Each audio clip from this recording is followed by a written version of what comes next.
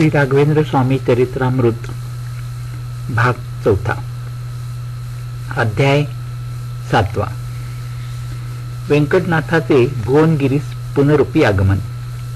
अनेक पदव्या प्राप्त करून वेद शास्त्र आत्मसात करून व्यंकटनाथ गुरुदेवांची अनुमती घेऊन भुवनगिरी स्वगृही परत आले। त्यांच्या आगमनाने सर्वांना आनंद झाला। व्यंकटनाथाने गृहस्थाश्रमात पदार्पण केले। त्यांना एका पुत्राची प्राप्ती झाली होती। त्याचे नाव लक्ष्मीनारायण असे ठेवले होते। व्यंकटनाथांची प्रसिद्धी चोहीकडे झाली होती। त्यांच्याकडे शिकण्यासाठी अनेक विद्यार्थी येऊ लागले।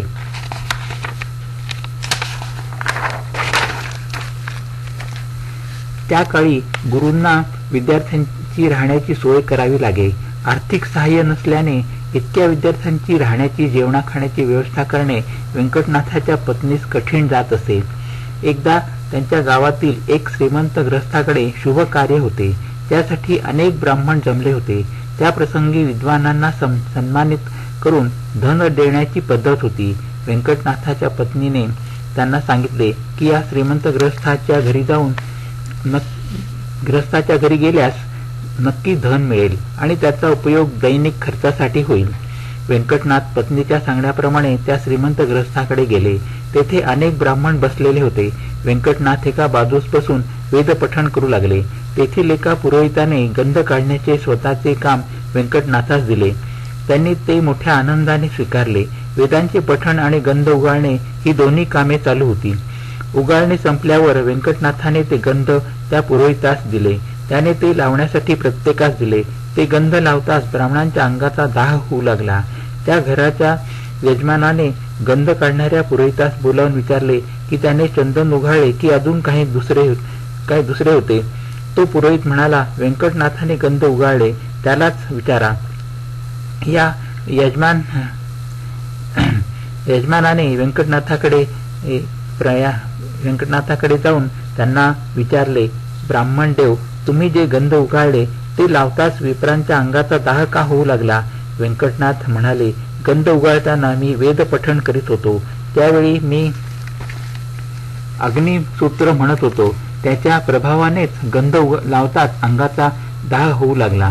यजमानाने विचारले, आता यावर उपाय काय? व्यंकटनाथ उत्तरले, आता वरुण सूत्र म्हणत गंध उगाळून देतो, ते लावले की दाह कमी होईल। त्याप्रमाणे व्यंकटनाथाने वरुण सूत्र म्हणत गंध उगाळले आणि ते विप्रांनी आपल्या अंगाला लावताच त्यांच्या अंगाचा दाह एकदम कमी झाला। त्या श्रीमंत यजमानाने ओळखले की व्यंकटनाथ काही सामान्य व्यक्ती नाही।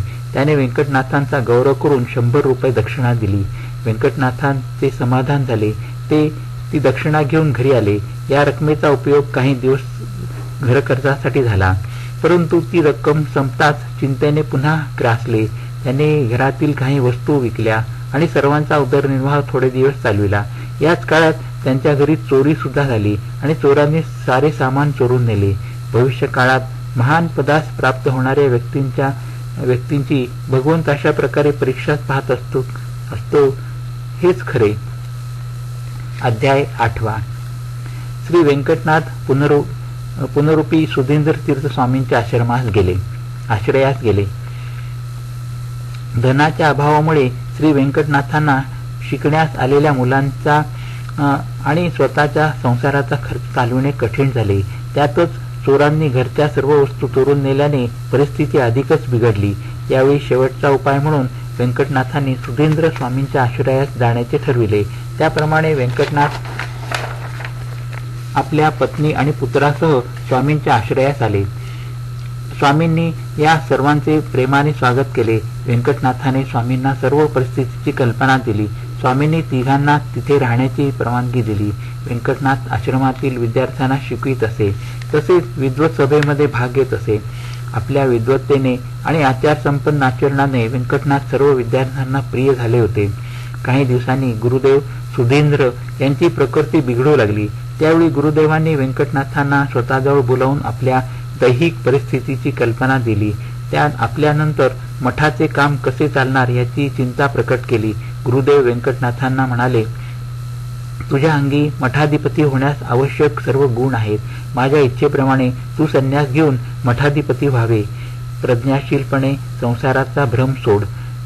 व्यंकटनाथाची अवस्था एकीकडे आड तर दुसरीकडे विहीर अशी झाली. स्वामींची इच्छा पूर्ण करावी तर तरुण पत्नीला दुःखी करावे लागणार आणि पत्नी व मुलांची चिंता ही संन्यास घेतल्यानंतर सुद्धा राहणारच. ही परिस्थिती व्यंकटनाथाने धैर्य करून गुरुदेवांना सांगितली. त्यांनी व्यंकटनाथास अधिक आग्रह केला नाही. त्यांनी दुसऱ्या व्यक्तीला संन्यास दिला. त्याचे नाव यादवेंद्र तीर्थ असे होते. त्यांनाच पुढे मठाधिपती करावे असा गुरुदेवांचा मानस होता. काही दिवसांनी गुरुवर्यांची प्रकृती थोडी सुधारली आणि ते नित्याप्रमाणे श्री मूलरामाची पूजा करू लागले. विद्यार्थ्यांना पाठ प्रवचने देणे इत्यादी कर्मेश्वर ते करू लागले. त्यांनी यादवेंद्र तीर्थ यांना प्रसारासाठी बाहेरगावी पाठविले. त्यांच्याबरोबर थोड्या देवमूर्तीही दिल्या होत्या.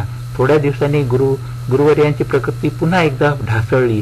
त्यांना मूलरामाची पूजा करणे सुद्धा अशक्य झाले.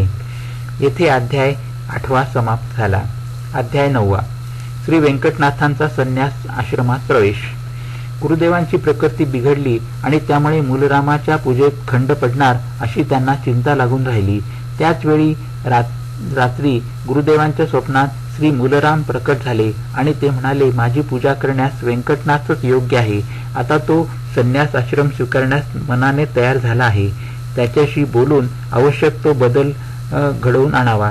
ज्या दिवशी रात्री गुरुदेवांना हे स्वप्न पडले त्याच दिवशी रात्री व्यंकटनाथांना सुद्धा एक स्वप्न पडले. स्वप्नात शारदा माता प्रकट झाली आणि म्हणाली, हे व्यंकटनाथा, तू विद्वान आहेस, प्रतिभावान आहेस. तुझ्या हातून लोकोद्धाराचे आणि मध्व सिद्धांत प्रसाराचे महान कार्य होणार आहे. तू आता संसाराचा त्याग करून संन्यास आश्रमात प्रवेश कर आणि पीठाधीश पदाचा स्वीकार कर. श्री मूलराम देव तुझ्याकडून पूजा करून घेण्यास अत्यंत आतुर आहेत. असे सांगून शारदा माता अदृश्य झाली.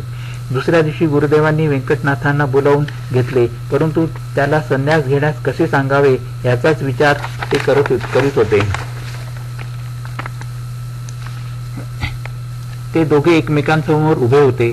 दोघेही आपापल्या स्वप्नातील वृत्तांत सांगायस आतुर होते. प्रथम व्यंकटनाथाने गुरुदेवांना साष्टांग नमस्कार केला आणि आपल्या स्वप्नातील वृत्तांत सांगितला. तो ऐकल्यावर गुरुदेवांनी आपणास पडलेल्या स्वप्नाचा वृत्तांत सांगितला. दैवी संकल्पानुसार आपण संन्यास घ्यावा असे व्यंकटनाथास वाटू लागले आणि ते संन्यास घेण्यास सिद्ध झाले. व्यंकटनाथाचा निश्चय पाहून गुरुदेवांना अत्यंत आनंद झाला आणि त्यांची चिंता मिटली. दुसऱ्या दिवशी व्यंकटनाथ आपल्या पुत्र लक्ष्मीनारायण यास घेऊन गुरुदेवांकडे गेले. त्यांनी आपल्या मुलास ब्रह्मोपदेश करून त्याचा उपनयन संस्कार करून घ्यावा अशी इच्छा प्रकट केली. गुरुदेवांनी लक्ष्मीनारायणाचा उपनयन संस्कार मोठ्या आनंदाने स्वखर्चाने संपन्न केला. व्यंकटनाथाने संन्यास घेण्याचा निर्णय तर घेतला, परंतु तो आपल्या पत्नीस कसा सांगावा हा एक यक्ष प्रश्न त्यांच्यापुढे उभा होता. तिची समजूत घालून संन्यास घेण्यास स्वीकृती मिळविणे महाकठीण काम होते. तरी धैर्य करून व्यंकटनाथ तिला भेटले आणि म्हणाले, सरस्वती, तू माझी धर्मपत्नी आहेस आणि पत्नी या नात्याने तू माझी सेवा केलीस, सुख दिलेस, परंतु दैवी संकल्पानुसार आता बदल घडणार असल्याचे जाणवते. तो बदल आपण स्वीकारला पाहिजे. सरस्वती आपल्या पतीचे बोलणे ऐकत होती, परंतु तिला त्यांच्या बोलण्यातील उद्देश कळला नाही. ती म्हणाली, मी पत्नी या नात्याने जे कर्तव्य होते तेच केले, मी जगावेगळे काही केले नाही. त्यावेळी व्यंकटनाथ म्हणाले, श्री मूलरामाच्या संकल्पानुसार आता एक निर्णय घेतला आहे. मूलरामाचे नाव घेताच ती साध्वी अधिकच गोंधळून गेली. ती म्हणाली, स्पष्ट काय ते सांगा. तेव्हा व्यंकटनाथ म्हणाले, मी संन्यास घेण्याचा निश्चय केला आहे. ते शब्द ऐकताच सरस्वतीच्या कानात उकळते तेल घातल्याप्रमाणे झाले. ती अत्यंत दुःखी झाली. व्यंकटनाथ तिचे समाधान करू शकले नाहीत. श्री सुधींद्र तीर्थ, व्यंकटनाथ आणि इतर शिष्य तंजावरला आले. तेथे रघुनाथरावांनी गुरुवर्यांचे भव्य स्वागत केले. येथेच श्री व्यंकटनाथास संन्यास दीक्षा देण्याचा विधी पार पडला. त्यासाठी अनेक विद्वान ब्राह्मण आले होते. फाल्गुन शुद्ध द्वितीयेस रुधिरोद्गिरी नामाच्या वर्षी शके 1545 या शुभदिनी व्यंकटनाथांना संन्यास दीक्षा देऊन त्यांचे श्री राघवेंद्र तीर्थ हे नूतन आश्रमातील नाव ठेवले. रघुनाथरावांनी दोन्ही महान व्यक्तींचा भव्य सन्मान केला. याच मंगलदिनी श्री राघवेंद्र तीर्थांचे पीठारोहण झाले. येथे अध्याय 9 समाप्त झाला. अध्याय 10. पत्नीची आत्महत्या आणि तिची पिशाची योनीतून सुटका. व्यंकटनाथाच्या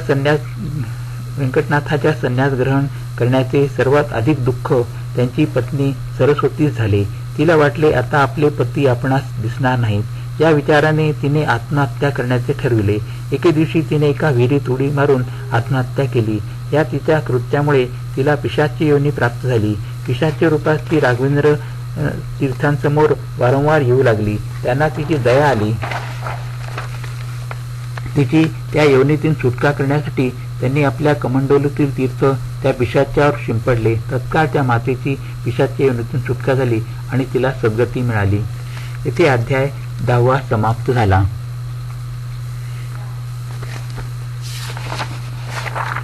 हरि ओम तत्सत. हरि ओम तत्सत. हरि ओम तत्सत.